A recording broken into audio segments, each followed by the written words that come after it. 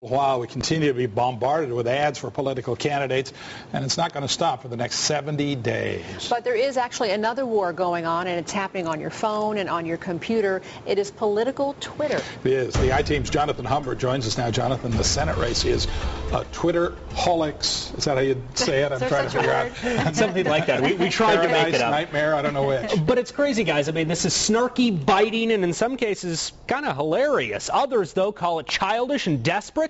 Either way, the Harry Reid and Sharon Angle campaigns are dishing it out in bits and bytes online, going after each other in some surprisingly personal ways. Every minute of every day. And it is a 24-hour news cycle. Somebody is saying something about Sharon Angle and Harry Reid. You certainly don't plan on having a Twitter battle.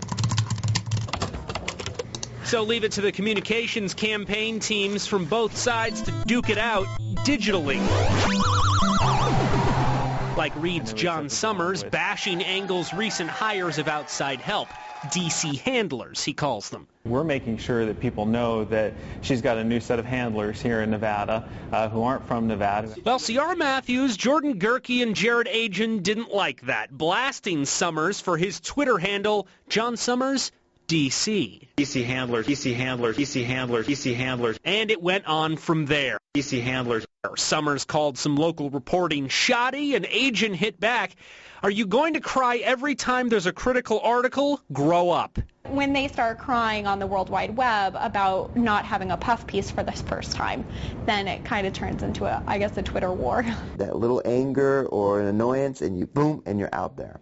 UNLV political science professor Ken Fernandez says this is a new world for campaigns. They take online pot shots for all the world to see.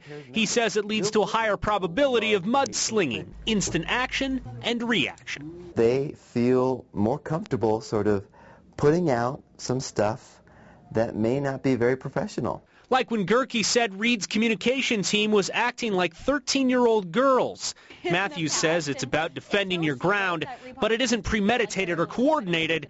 It just happens. And then as soon as the opposition starts reacting like children, that's when the organic part of it all comes together. Summers poked back, hammering about DC handlers getting their goat, saying Angle's folks show what they don't know. Information on what Senator Reid's doing and push back against some of the smear tactics that have been used against him. The battle to win that news cycle, tweet by tweet, mono a mouse pad, where what you say stays with you. Oh, it's just a web page. It's not like I'm on CNN or on local news and people are going to see it. A lot of people see these things. And it can shape the campaign. Now, Fernandez says, yes, political Twitter feeds aren't necessarily going to turn the tide of the election, but it can give you insight into how the campaign works and the personalities at play, but they are vicious defenders of their turf and their candidates as well. But as one commentator put it, when it comes to debates, this isn't exactly Lincoln Douglas. No. Thanks, but I do have a new Twitter follow now.